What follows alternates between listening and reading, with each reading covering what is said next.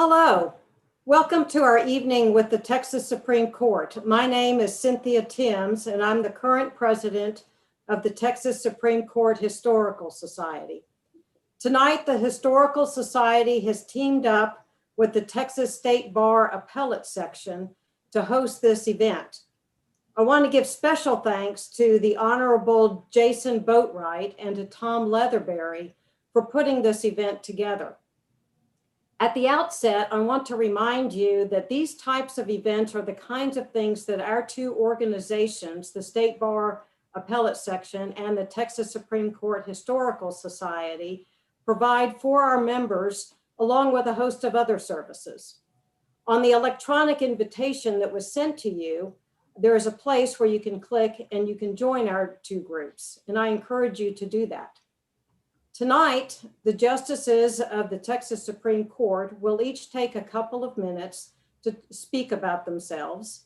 Following that, Justice Watkins of the Fourth Court of Appeals, who is co-chair of the Appellate Section's Bench Bar Liaison Committee, will pose questions to the court. Those questions will be the ones that you sent to us when you signed up for the evening's event. And then you will hear from Jerry Bullard, who is the current chair of the State Bar Appellate Section. And now I have the honor of introducing the Chief Justice of the Texas Supreme Court and to congratulate him on his recent reelection. Justice Nathan Hecht not only is the longest serving justice on the Texas Supreme Court, but before that, he was a justice on the Court of Appeals, a trial court judge, and a practitioner. He literally has done it all. And with that, I will hand the floor over to Chief Justice Nathan Hecht. Well, thanks, Cindy, and thanks to the Historical Society for hosting us and for the Appellate Section co-hosting us. We look forward to these conversations as a way to talk about life inside the court and how we go about our work. And so we hope that the time that we spend together will be meaningful as it has been in the past. I want to especially thank Justice Busby for his work in putting all this together, and organizing it on our side, and for Casey Kennedy, who is our computer guru at the Office of Court Administration, for helping make sure the logistics work. So we're grateful for all those who have come together to help us tonight. We'll talk about this some, I expect, in the evening, but this has been quite a year. My father used to say, never wish your life away, but he always said that when I was hoping that tomorrow would get here sooner, and I always thought that was good advice, but I'm coming pretty close to violating it this time. But it's been a good year for the court, and we'll talk about that some. You want me to pass it to Justice Guzman, Cynthia? Yep. Please, yes. Justice Guzman. Well, good evening, everyone. And first of all, thank you to the State Bar of Texas Appellate Section and to the Historical Society for hosting us this evening and for providing us an opportunity to share some of our thoughts with the bar. We really appreciate that. I think you asked for a 2-minute introduction, and I'll be brief. Like the Chief Justice, I've had the privilege of serving at 3 levels of the judiciary, and each experience has built on the other and really given me a relatively unique perspective in my judicial service. And I've been on the bench since 1999. So kind of getting up there in tenure, Chief Justice, right behind you. Now that Justice Paul Green has left the court, and maybe along with Justice Learman, one of the longest serving justices, I'm serving as senior justice on the court for about a minute now, but I'm really just starting to settle into that role. And it's the first time that a woman holds that role as senior justice. So that's special for me. The first time a Latina is in that role. The other thing that's been a real privilege for me is that for more than a decade, I've had the privilege of leading the Supreme Court's Children's Commission, and that's really led to systemic reforms in how we adjudicate matters for children in the child welfare system, how children in the child welfare system fare through the system. We've made significant reforms in the area of education, issuing the Texas Blueprint, psychotropic medication, significant reform. Our children are doing so much better. Bench books, we publish bench books for the judiciary to use. Right now, we're beginning a program on human trafficking. So many of our children in the child welfare system are trafficked. And the other thing we're working on, along with Chief Justice Hecht, is juveniles in the juvenile system in the shackling. They're all shackled, whether they're in for a small minor offense or for a felony. And so we're working on those reforms. So that's been a real privilege. Again, thank you for the opportunity. Justice Lehrman. Oh, thank you so much, Chief. And I would like to echo Justice Guzman's sentiments to thank you all so much for hosting this event and for doing so much to help our third branch of government, the judiciary, to help those who need access to the judicial system during this very challenging time that the pandemic has presented. And because of all of you and how you are so dedicated to the clients that you serve and to the rule of law, I think that we are going to make it through this very challenging time. But it has certainly been something that has been stressful for all of us, and we know how stressful it's been for all of you. Very much for all you've done, and thank you for hosting events like this, because it's helpful, I think, for us to have as much normalcy to our lives as we can. Thank goodness for Zoom, even though I know we all get a bit tired of it. What would we have done without it? And so thank you very much. As Justice Guzman said, I have served on the court for about the same period of time as she has. She was appointed a couple of months before me, and now we're in our over a decade of service. It's how time flies. It's very, very hard to believe that that much time has gone by. It's been such an unbelievable privilege and such a wonderful opportunity. Prior to that, I had the honor of serving as a trial judge for many years, 20-something years. And so I was able to bring that experience with me to the court.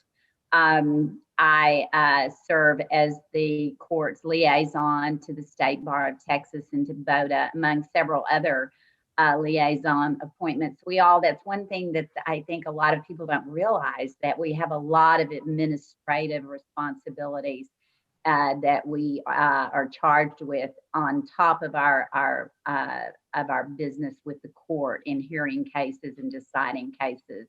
And those things are very, very important, of course, because of the role we play with regard to the third branch of the government. So again, thank you for hosting us this evening. I know it's something that we appreciate. And I know that it's going to do a lot of good for so many people out there, lawyers and the public. Thank you. Justice Boyd. Thank you, Chief, and let me add my thanks to everyone who put this together. I wish it were, as much as we hate all the little boxes on Zoom, I wish we could have done this in a way where we could see everybody that's watching this, so that we could see some faces we haven't seen in a long time. My name's Jeff Boyd, and I have been on the court now for 8 years. I practiced law for 16 years out of the Austin office of Thompson and Knight.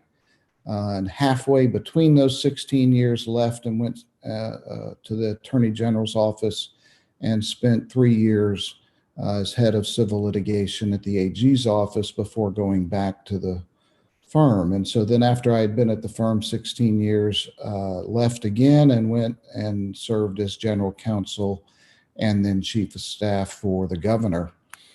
So I joined the court in December of 2012, just past 8 years on the court.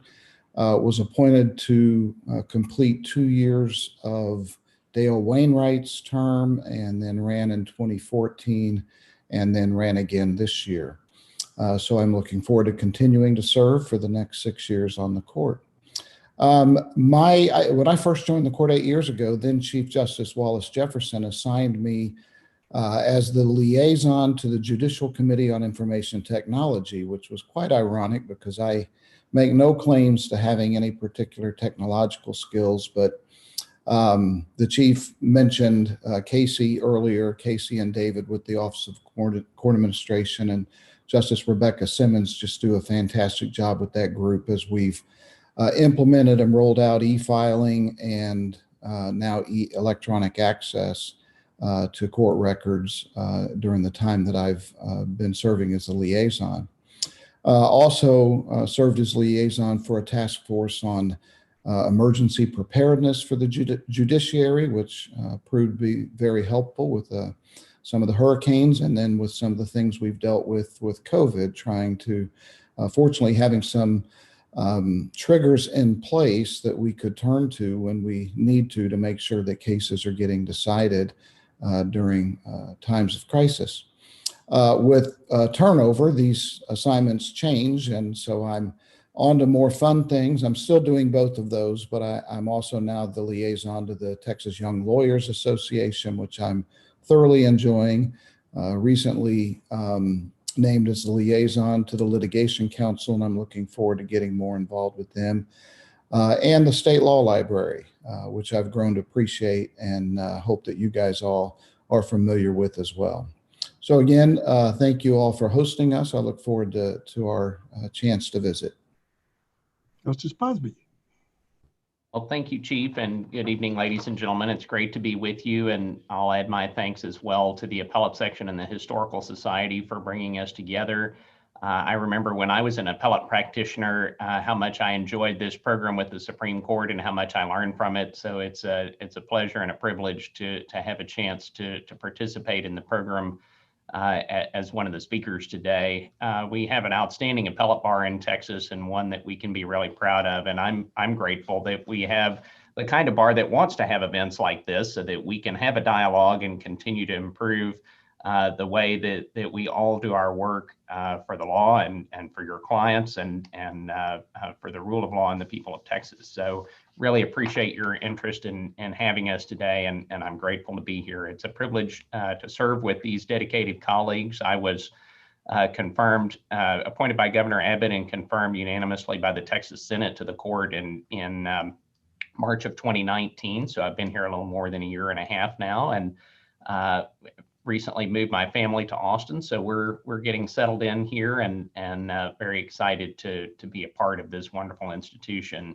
And folks have been mentioning which groups that they're liaisons to. Those for me include the Access to Justice Commission and Foundation, deputy liaison, along with Justice Guzman, who served in that role for many years, and also to the appellate section. And so it's nice for me as a former appellate section chair that they will continue having me around, and I can continue to be a part of that group's great leadership for the appellate bar in the state, and also privileged to serve as a trustee of the Historical Society. Justice Bland is our liaison there.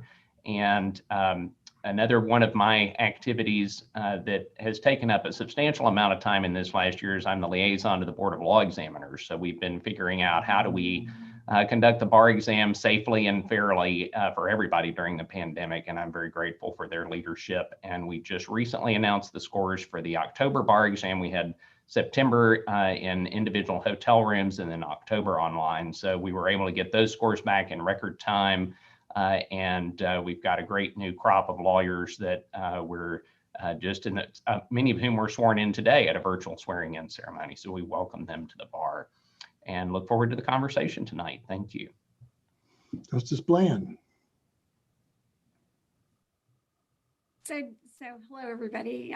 I miss seeing you if I know you, and if I haven't had a chance to get to meet you, I'm missing the chance to get to meet you. Justice Busby almost always says that he met his wonderful wife, Erin, when they clerked together on the U.S. Supreme Court. He didn't say that tonight.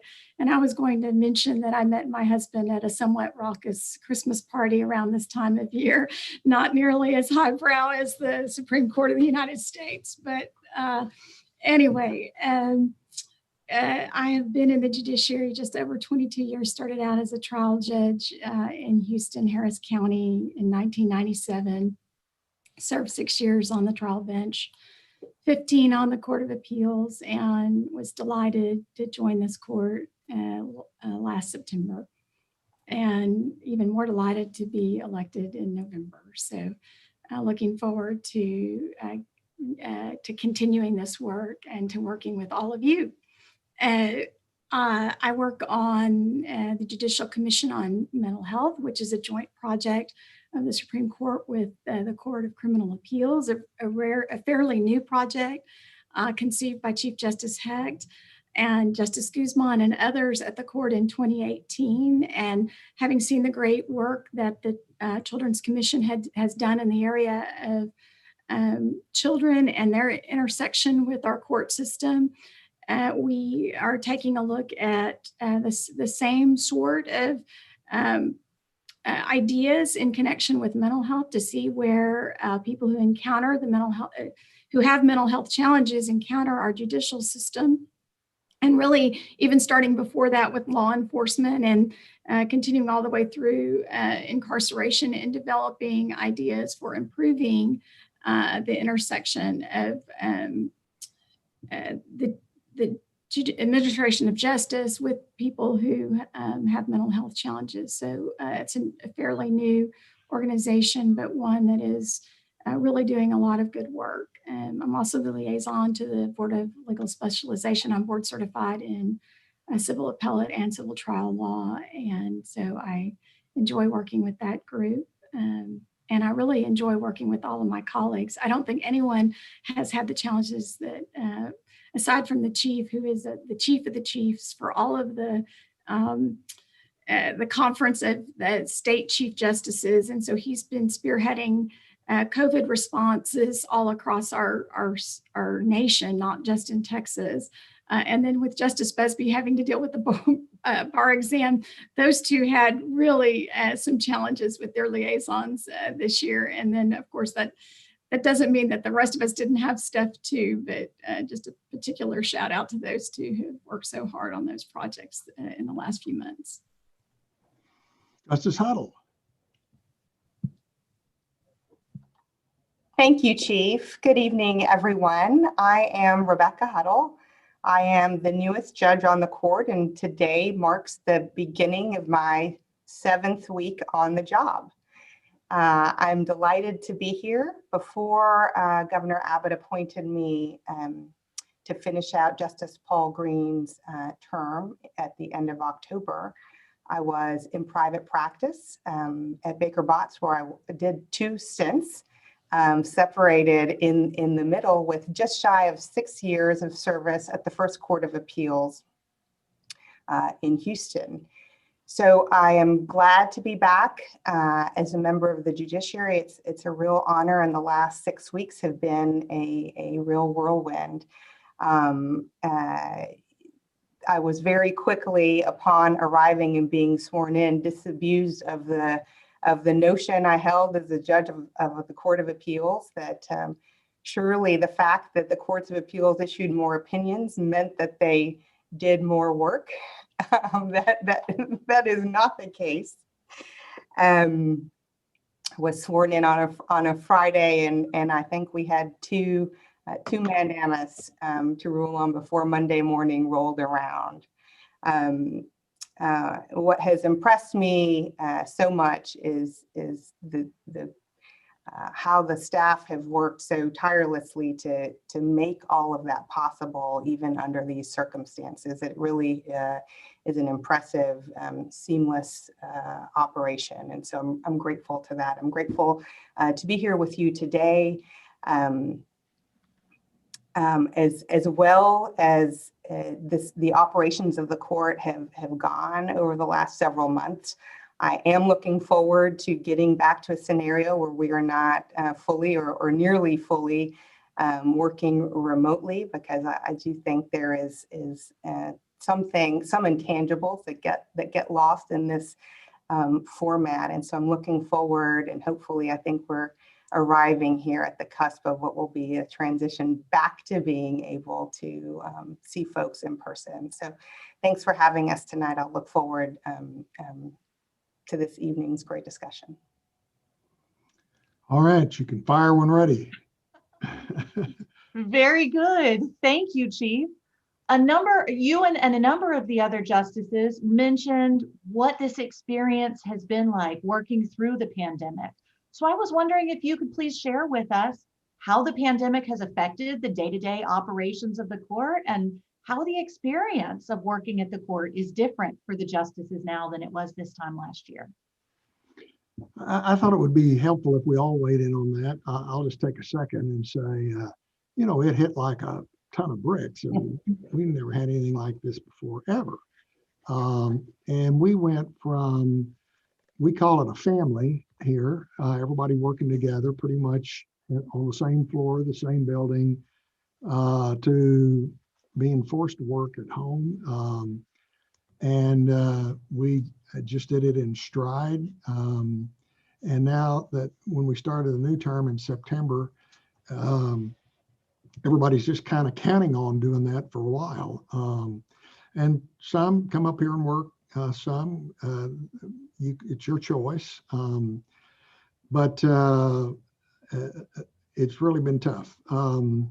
But I will say, I was just looking at the numbers this morning, the court is more caught up than it's ever been since I've been here.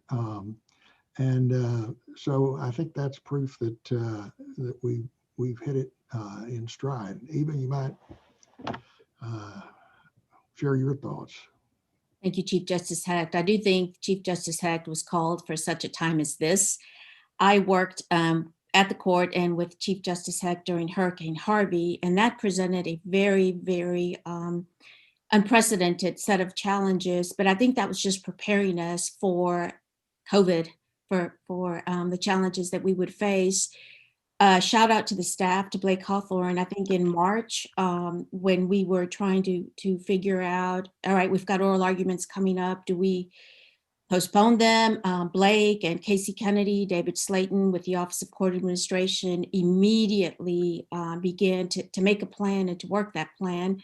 And we were up and running with the Zoom oral arguments that none of us knew exactly how this was going to work. And we've learned, and the advocates have learned, and the advocates have really, you can see it now, the ones that, have argued a couple of cases via this format, the comfort level and the ease with which they handle the technology has been just great. But I will say, we're very fortunate to be judges and to be lawyers and to be able to work via Zoom. And I think about that a lot when you go to the grocery store, and those folks don't have the same opportunity to do their work and to do it well and to do it remotely.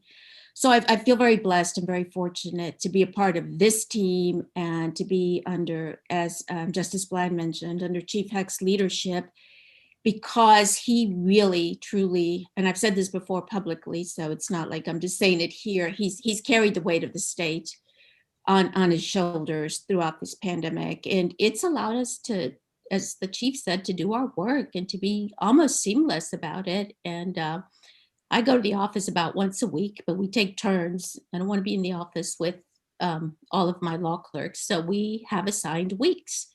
So each law clerk has they call it duty week, and that's the week they have to hang out with me for a few days. So I'm hoping that's a good thing. But that's worked well for us. It protects them. It protects other people around us. And so thank you, Chief, for that question. Yeah. Justice Simon? Thank you, Chief. Yes, I want to echo what both of my colleagues have said. It has been a really, really busy time. And the chief has done such a good job about just helping us all just kind of acclimate and go forward. And it's been somewhat seamless in a time where we've had, emergency orders a lot of them, as you all know. How many have we issued now? We have had a lot of it during the fall election cases that were unusual, that were taking up a lot of time. We had a ransomware attack in the midst of all of this. So we really have had a lot to deal with, but the staff has done a wonderful job as always. And we've been able to get through it, but it has been a test. It's been very weird because with the new term, we really haven't gotten to know our new clerks that started in September like we normally would. When this all started last March, we knew our clerks, of course, because they'd been with us for a long time. But when the new ones came in September, that's been challenging. I feel so bad for them because they're really not getting the experience that they would have had this not happened. We do the best we can. Like Justice Guzman has had some excellent ideas that she's explained and implemented, and I've tried to do some things that are challenging and outside of the box, but it's still challenging, and they're not getting the experience that I wish they could get. But as far as the efficiency of the court in our working, I think everybody's worked together to make it work. The appellate process, as far as oral argument, well to Zoom, probably better than trial work, because we don't have the fact issues and exhibits and that kind of thing to deal with. And so it's been pretty seamless, at least from our perspective, and we haven't had too many glitches as far as technology. But it has been, as the chief said, just an unbelievably challenging year for everyone. Justice Boyd? Oh, well, I don't know how to add to all that. I do agree with what everyone has shared. I would probably say when it comes to sort of the meat and potatoes of what we do, the process of reading petitions, reading briefs, researching, drafting, revising documents, of course, with technology these days, we can do that anywhere. And as much as I agree with what everybody else has said, I wouldn't be honest if I didn't admit that I kind of enjoy working from home, and that's been sort of the silver lining. You know, a trial judge doesn't have that luxury. I think they've had it much harder, and that continues to be a challenge for us as a court as we think about the Texas judiciary and how to deal with the challenges that still lay ahead in terms of getting caught up on all the jury trials. But from the appellate court perspective, you know, honestly, I've kind of enjoyed the blue jeans sitting in my office at home, doing all the work that I would have been doing without having to drive, you know, an hour and a half on the highway every day. So there have been its upsides as well. And I think that's what's made it possible for us to handle our normal load, as well as the emergency orders and emergency election and COVID petitions that we've been getting. And I think our people have, you know, I think we're learning this lesson as a society, I think, in a lot of ways, that people will step up to the task. There were a lot of people who would have loved to have been working from home some and dealing with the gas crisis and environmental issues. There's always been talk about how to get more and more people to work from home. But I think a lot of the fear was, well, if we let them stay home, they won't work. And our people have certainly disproved that theory. Our staff has worked very hard, and I think we owe a lot to their work for what we've been able to accomplish. Justice Busby? Well, I'll be brief. I want to be sure we have time for some of the other questions. I'll just agree with what's been said and add that I miss, you know, being on the bench and visiting in the roving room and being around the conference table with my colleagues and our staff attorneys and clerks, and look forward to getting back to that. But very grateful to Blake Hawthorne and his staff and the Office of Court Administration and their staff for enabling us to do our work remotely through not only the pandemic, but as Justice Lehrman mentioned, the ransomware attack, which really was quite disruptive for a period. It's a little bit in the distant past compared to the pandemic now, but it certainly was a challenge that needed to be overcome, not only for us, but for the courts of appeals around the state. And so with thanks to the hard work of all of our staff colleagues, we were able to get up and running and clear our docket again at the end of last term, which was pretty remarkable given the circumstances. But we've got a great team, and I'm grateful for what we've been able to accomplish, and look forward to getting back in person. But until then, we're going to keep moving forward. Justice Bland. Well, there are a few silver linings from the year, and I know that you all seen those, because like grit and resilience and other elusive but highly desirable traits, agility is one of those things that you don't realize you're cultivating while you're cultivating it, because it doesn't seem like you're being agile or flexible or adapting. It just seems like you're trying to handle things as they come. But if you look back on the year, everybody and lawyers, I think more than others, we sometimes find it harder to adapt and be flexible, and maybe we surprised ourselves a little bit at how we were able to adapt. And the courts in particular, many judges, including me, never heard of Zoom.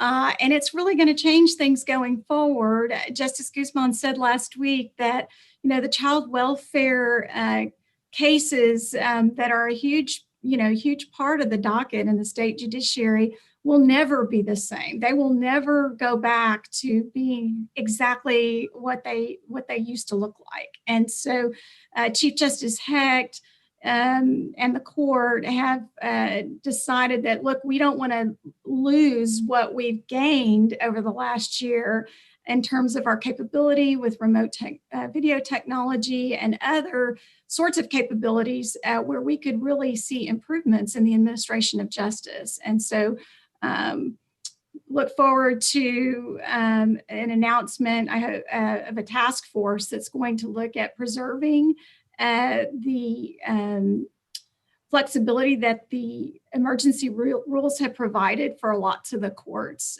with the hope that we're going to be able to build on this as a foundation for the future, even when we are not maybe adapting quite at the pace we've had to over the last year.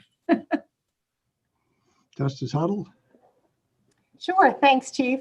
So I don't have a great perspective here because I have only been a member of the court during the pandemic, but I have a couple of observations to share, which is, one I've already alluded to, which is that I have been really amazed at how well the tech side of things has worked, and it has been so easy to do all of the work remotely, no matter where you are. The software is great. All of the hardware is where it needs to be, and everyone has it. So it is effectively, we are able to do so much more of what we would be doing if we were in a normal circumstance.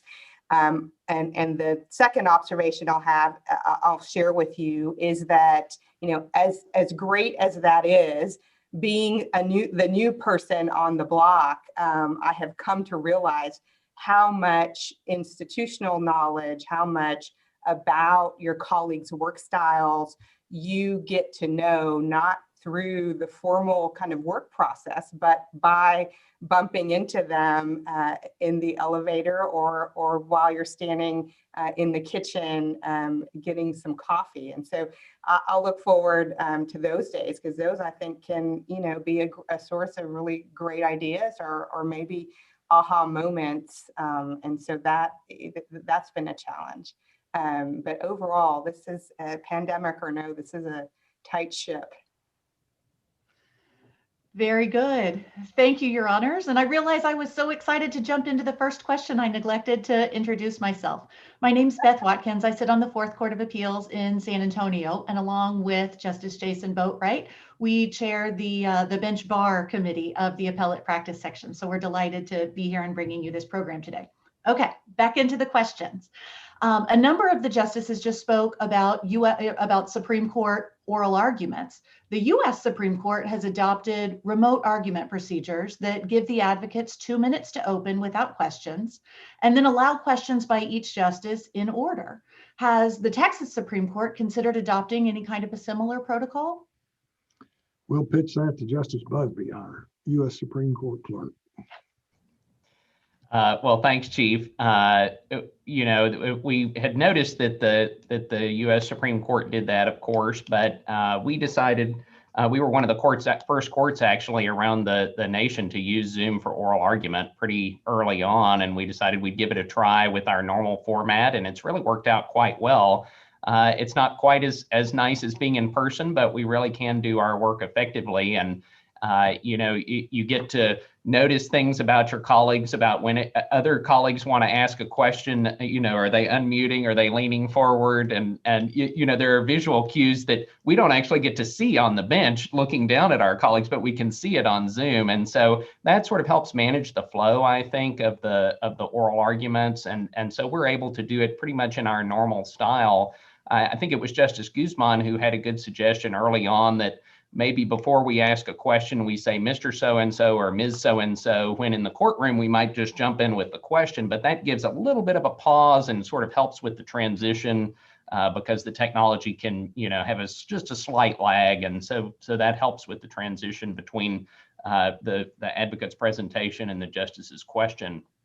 But I think it works out fairly well. And so there's no need for sort of an artificial order of questioning. We're watching our colleagues and being sure that everybody gets a chance to ask questions. And the chief is always very good at the end of argument to ask us if we have any more questions so that we can take advantage of that. So I think we're able to do our business pretty much as normal and in terms of the order and where it's worked well for us. Very good. Thank you.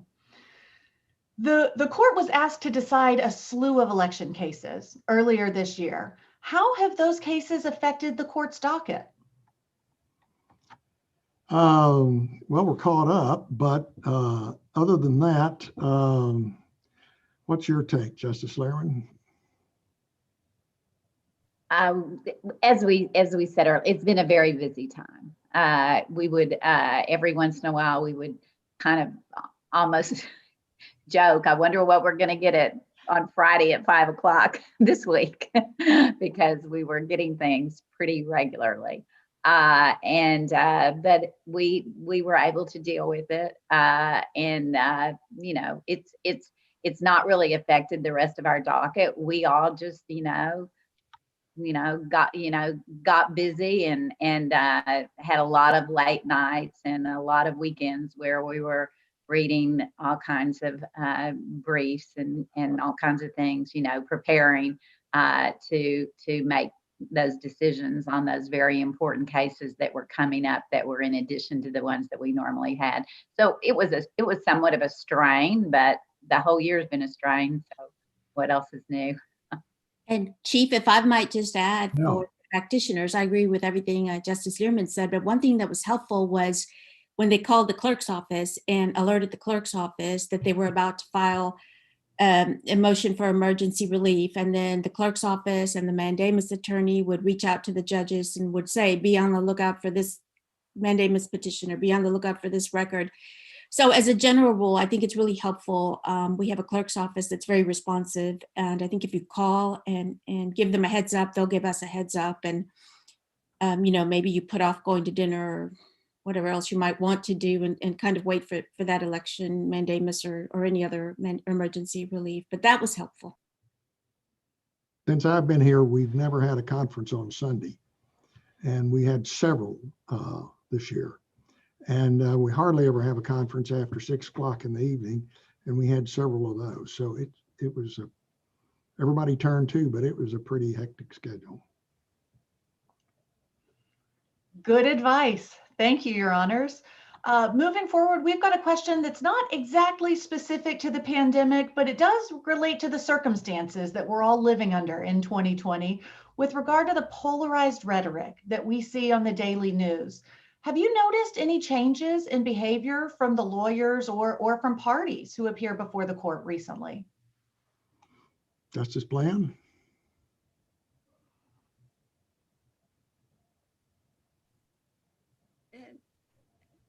I have not.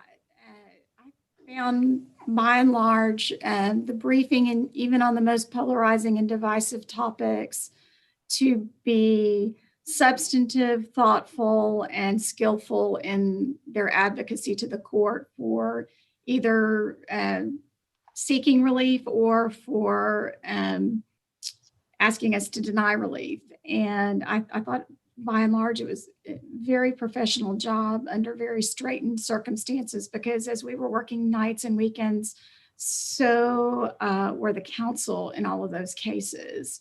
So they were also filing briefs on a very quick time schedule. And even oral argument, the briefing might close on Monday, and we would have argument in a couple of those cases. We had argument on Wednesday or Thursday, and so we're not talking about the typical time to prepare, but the arguments were thoughtful and helpful to assist us in deciding the issues that were presented. And so I was really grateful that the system worked as well as it did in terms of the professionalism of the advocates. And no, I didn't notice it. Thank you. Let's turn to the next kind of section of questions. We are on the cusp of a legislative session. So I'm curious, are there any particular items in the legislative pipeline that the court is keeping its eye on? Well, I'll lead off on that. There's a group, the Judicial Council. It's a statutory group. It's been around for a long time. And they have 2 judges from each level of the judiciary, 2 senators, 2 reps, and some governor appointees. And they come up with policy recommendations for the legislature. And so their proceedings are public, and they issue reports, and you can see those. But the big issues this time are going to be support for access to justice, which is going to be facing a lot of challenges with the economic hardships people are facing. We're going to continue to work on bail reform. We're going to try to create a diversion program for youth charged with Class C misdemeanors. The weird thing about our system is that if a juvenile is charged with a felony, he can be transferred to family court, but if a juvenile is charged with a Class C misdemeanor, it stays in the criminal system. So we're going to try to come up with a diversion program for that. The Mental Health Commission's got a lot of recommendations, and Justice Bland and others will be working on those. We may look at grand jury reform. Again, these are criminal, and of course our court's civil, but the Judicial Council does both. So we'll be working on these issues, some of them with the Court of Criminal Appeals. Going to try to be sure that statutory obstacles to remote proceedings are eliminated so that we can keep the good stuff we've learned after the pandemic is over. One thing that I'm very hopeful for is legislation that will require better civics education in the public schools. Justice Lehrman and I are working on that. Chief Justice O'Connor, Justice Sotomayor have championed those initiatives over the country, and we hope we can do something with that across the street. And then the Children's Commission may have initiatives of their own, but they stand by as a resource. Justice Guzman helps with that too. So nobody knows what the session's going to be like, when they're going to actually be in session, how they're going to observe health precautions and still proceed. They're still trying to figure some of those things out. So it's going to be a very difficult year with the budget. So it's we've got some plans, we've got some hopes, and we'll just have to see what develops. Thank you, Chief. Our next question is a legislative twofer. Does the court ever suggest, support, or even oppose amendments to the Civil Practice and Remedies Code, or any other statutory authority that might affect the courts? And also, is there a particular change that you've got your eye on this session that you'd like to see made, or perhaps one that you hope is not made? Well, again, I'll lead off on that at least. Just going back over the years, the court generally does not discuss the substantive law with the legislature at any level. Now, if they ask us a question that can be answered without prejudging the issue in case it might come before us, we try to do that. If they ask us for the pros and cons of something, as long as it's not the substantive law, we might try to do that. But we pretty much stay on the systemic procedural issues and just do not have any dealing at all with substantive issues. Now, and I'll add that we hardly ever oppose legislation. We typically don't think it's the third branch's prerogative to tell the second branch how to conduct their business. So we pretty much stay out of that. Again, we can explain the pros and cons, but that's about it. But procedural and systemic issues, like I just mentioned, we'll be over there quite a bit, trying to help them work through those issues. And one thing, you mentioned the Civil Practice and Remedies Code. One thing that may not seem procedural, it is, but it has, when we debated it in the past, it's had some substantive aspects to it too, is venue. And the court has been involved in venue issues, I guess maybe not when they got too substantive, but the reason for that was that Chief Justice Pope was one of the architects of the move from the old plea of privilege practice to the modern venue practice. And because he was such a central figure in that debate, the two branches have kind of worked together occasionally on venue issues. I know we did in the early 90s, but we haven't done that in a while. We're pretty much confined to system and procedure. And maybe anybody else has a comment on that. Well, very good. Then the next question is kind of quasi-legislative in nature about whether there are any rule changes being considered by the Supreme Court Advisory Committee. Well, our deputy liaison can answer that. Justice Bland. The chief is our liaison, but I would urge everyone to look at their bar journals. The last several months, we have a few rules changes pending. Right on the front burner are amendments to the expedited action rules, because the legislature mandated that we make some changes to those rules, and they set a deadline of January 1. So we need to finalize. We're in the process of finalizing those. They went out for public comment in August.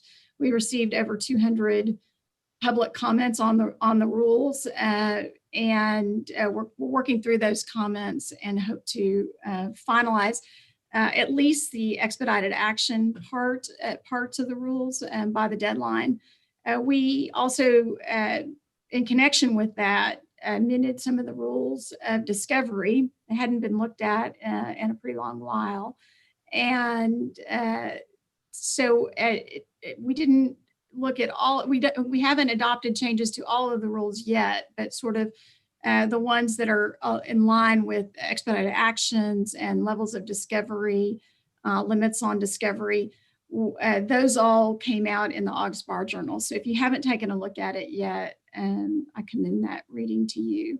We also have been looking at, for appellate practitioners, motions for rehearing and rehearing en banc. Our rules are capable of a couple of, and Judge Watkins, I know I felt this way, and Justice Busby felt this way, and I'm sure Justice Guzman when she was there, and Justice Huddle, and those of us that toiled in the intermediate courts. Our Rule 49 and those traps involving en banc motions and motions for rehearing and the timing and whether they need to be separate or the same and whether they can be successive or have to be at the same time. There's a little bit of confusion about that. And the Rules Committee's looked at that, and hopefully we'll be able to make progress in clarifying our rules this year or this upcoming year. There are others, but I don't want to go off and turn this into a rules evening. So I'll leave it at that. Well, very good. Thank you all. I have gotten a notification that we have more than 450 people watching on the YouTube channel. So if any of you want to say anything else about the legislative process, I promise we'll keep it all to ourselves. So let's move on real quickly from the legislative kind of aspect of this presentation, and let's talk about the ethical component of this presentation and some of the ethical considerations that are involved for practitioners before the court. And let's start first with a question that's more about your own practices. Justice Brister was once quoted as saying, "When you're the Supreme Court, you have the power to overrule yourself."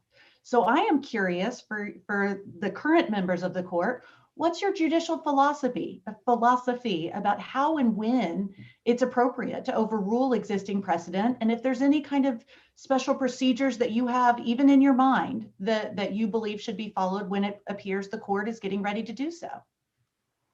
Justice Boyd.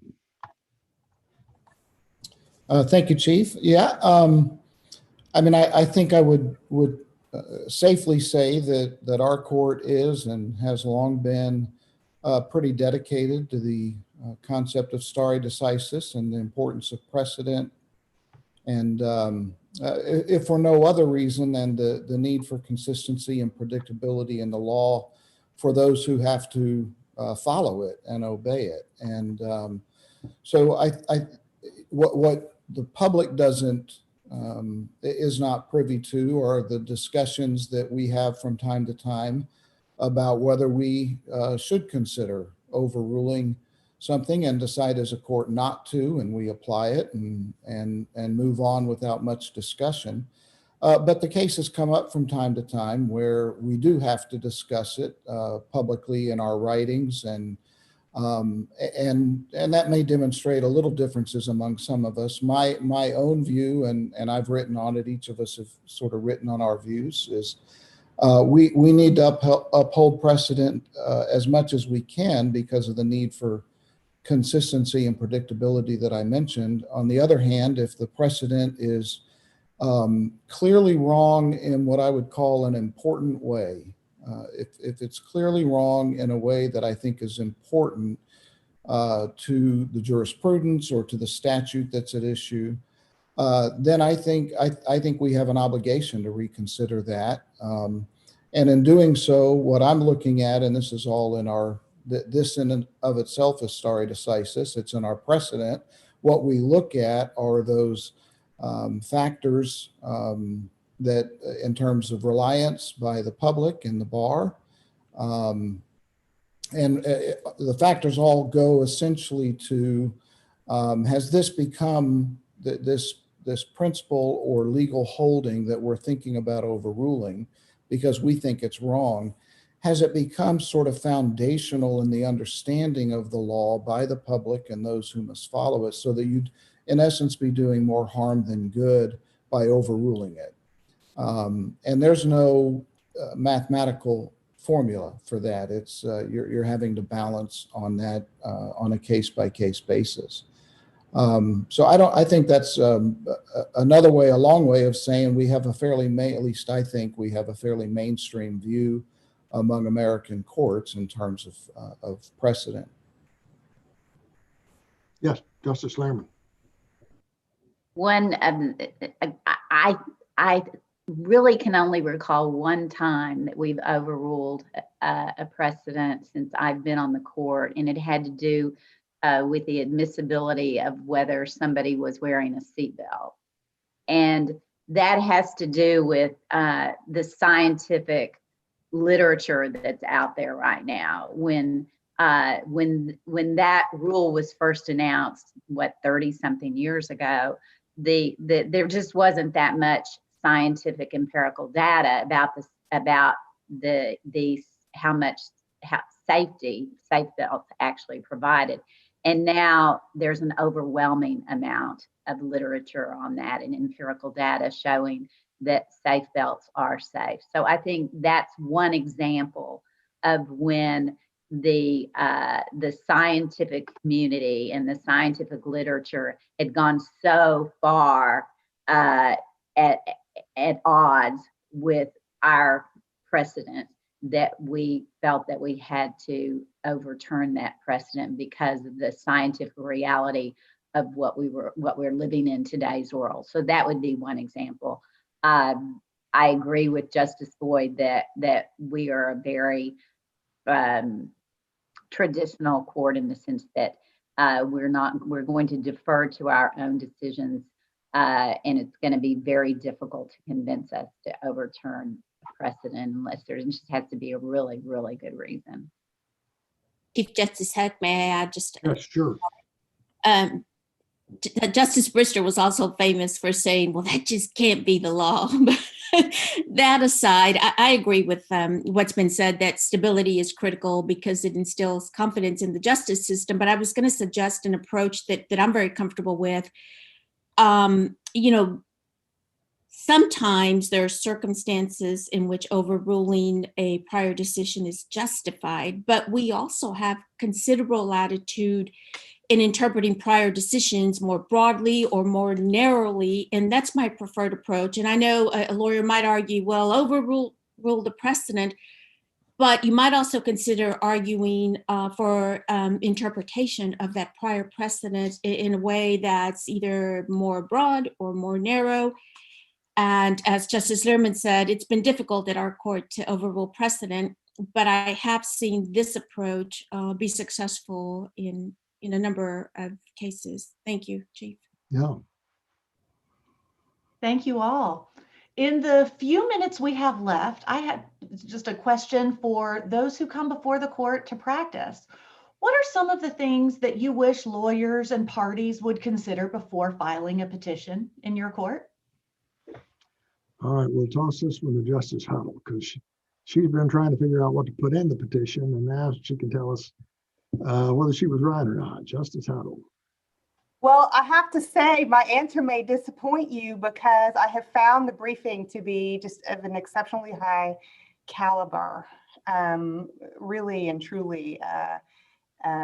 Occasionally I'm slogging through petitions and I say, oh, let me, this one seems pretty challenging. I need to think about this when I'm fresh in the morning because I'll need to really give it some deep thought. I said, let me turn to the next one. And there is no easy petition. I still haven't come across one.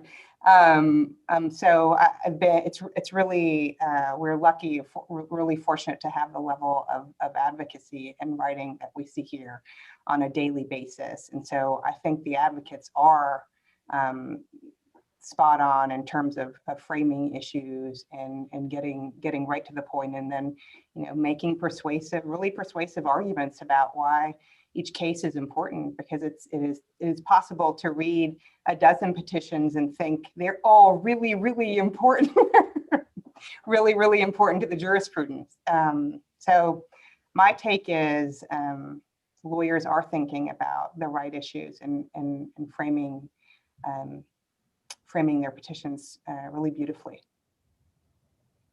Justice Bland, Justice Busby, y'all are. Justice Bland was in practice for a few months recently. Bookmarking. That's a simple thing, but the more bookmarking, the better. Bookmarking has really replaced the table of contents for us in reading petitions. And so that doesn't have any, this is not some great philosophical tip about whether you should or shouldn't petition for review to the court. If you decide to petition for review, consider bookmarking everything, the headings to your arguments, every single document in your appendix, etc. Yeah, absolutely. That's very helpful. And I would just add on whether to petition for review. I think, by and large, we get petitions, as Justice Huddle says, where people have thought about that carefully and they're pitching their arguments in terms of importance to the jurisprudence of the state, or, whether there are divisions among the courts of appeals or other reasons that the case may be important. Perhaps the law is unsettled and needs clarity. But those are obviously the sorts of things to be thinking about. And we do have a PC docket more than the U.S. Supreme Court does in terms of error correction. But you certainly need to be pitching your argument for the most part in terms of those considerations that probably most of the folks on this webcast are familiar with and that are in our rules. Very good. Okay, perhaps we can do one last really quick lightning round question for each of the justices. Kind of going off of Justice Bland's last answer, what do you think is the most important part of an appellate brief?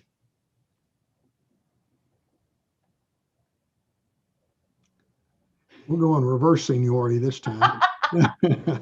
Justice Huddle. The summary of the argument. Justice I'll tell you Bland. I'll tell you what I read first. I read the statement of the case first, always. Yeah, I read the summary of the argument first as well, but then pretty quickly go back to the statement of the case and the issues. So I think I would focus a lot of attention on all of those. Justice Boyd. Well, if you're asking about the brief as opposed to the petition, because I do think those are two very different things, because the briefs are the things we're going to end up digging in with, a shovel and a hoe and really working through. I think the way you outline your argument in the brief is the most important thing. I think the way you break down the issues and arguments that derive from the Court of Appeals opinion is the most important thing. To give thought to how you outline logically how one point moves to the next, because a lot of times I think we see the two competing briefs don't approach the issues the same way, and it's a lot more work on our end to understand what each side's arguing when they're not following the same outline, the same logical step by step through the issues. The petition, I think for me, the most important thing on the petition is the Court of Appeals opinion. I always start with a Court of Appeals opinion. Courts of Appeals are so much better at telling me what this case is all about than the lawyers are. But then I go from there to the summary of the argument in the petition itself. And that's where I think I get the best sense of okay, why was the Court of Appeals wrong? Justice Lerman. I agree with everything that's been said. I do think it's important, especially in the petition phase, to remember that we have a lot of reading to do, and we're reading a lot. And so the simpler you can make it in terms of, number one, don't just, throw a lot of stuff at the wall and see what'll stick, because remember, we're looking for something that's going to have a significant effect on the jurisprudence of the state. And sometimes that can kind of get muddled. I understand you have some waiver issues you have to be careful about, but for the most part, don't get caught up in that trap, because you can lose the gist of what you're really trying to get at by just throwing too much stuff out.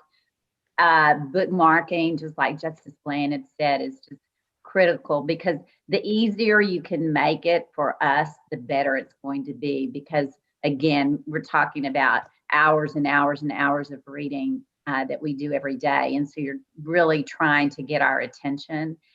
So a lot of the advice that I would give generally is just make it succinct. Remember that those the summary of the case, the statements of the case, those things are very, very important. Make them succinct. Really try to figure out where you want us to focus and get it as succinctly as you can.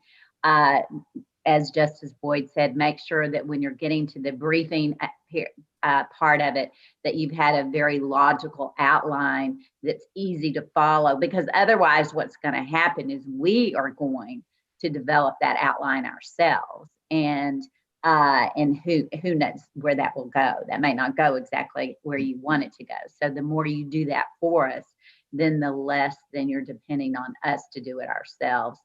And one thing that kind of reflects on one of the other questions that we haven't really gotten to, but it's about candor with the court and honesty. Remember that honesty is not an option, and misrepresenting a case or representing facts or the records is really going to come back to haunt you. We have excellent staff, and we read everything. So don't think that will get lost, because it won't get lost, and it'll come back to bite you. Justice Guzman. All right, I'm going to use my 20 seconds for promotion of this is amazing advice by my colleagues. And this year I'm serving as chair of the Appellate Judges Education Institute's annual summit. It's my 1-year term became a 2-year term because of COVID, but it will be in Austin in November of 2021. It's an exceptional program featuring the premier appellate judges and lawyers in the country. Justice Bland has agreed to join us, Justice Boyd, Justice Busby, Justice Hecht, and others. And that's my 20 seconds. And then my tip, the kitchen sink is for washing dishes. Don't use that approach. Thank you.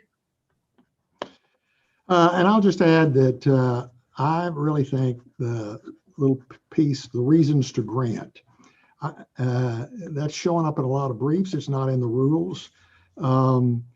I know Mike Hatchell started using it a lot several years ago, and a lot of other lawyers have too. That's an easy thing to look at for us to see, is this case going to be important to the jurisprudence? Are the differences something we should worry about? Thank you so much, Chief and Justices, for sharing your time and insight. Before we wrap up today, though, it's my pleasure to welcome Jerry Bullard, who is this year's president of the Appellate Section of the State Bar of Texas. Thank you, Justice Watkins, and thank you, Chief Justice Hecht, and the rest of the justices on the panel for taking time to participate in this terrific event, and for pulling back the curtain a little bit so that we can learn more about each of you and the court. We recognize from what Justice Hecht has said, y'all spent more evenings and weekends this past several months. So we know your time is precious, and we appreciate you sharing it with us.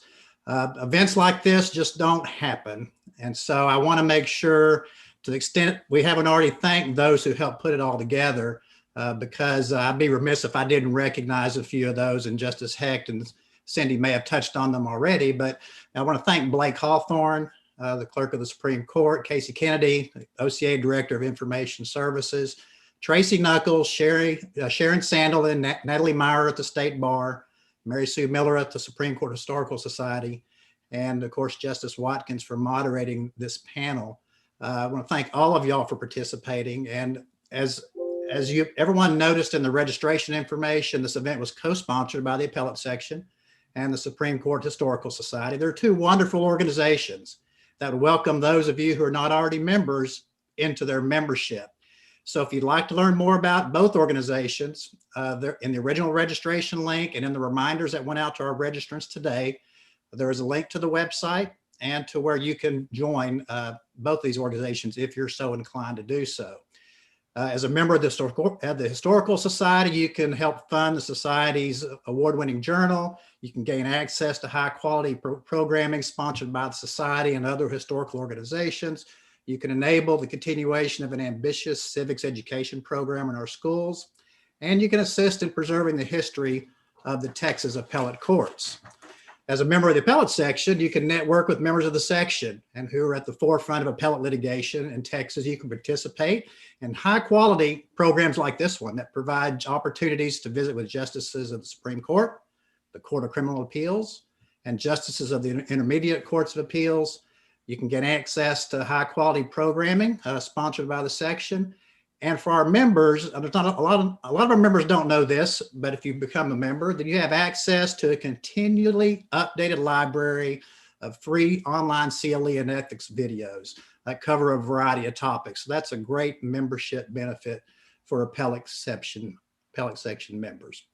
Okay, as a reminder, for CLE purposes, this event has been approved for 1 hour of CLE, including ethics. Each registrant received an email that contained the course number for this event. And to receive credit, though, you're going to have to go to your MyBar page and enter your CLE credit and the course number, indicating which portion of this course that you attended. Again, thanks to everyone on the court for participating. Thanks for all of you for choosing to spend your evening with us. And on behalf of all of us here, hope everyone has a wonderful holiday season. And we hope to see you soon in person instead of virtually as soon as possible. Thank you all very much.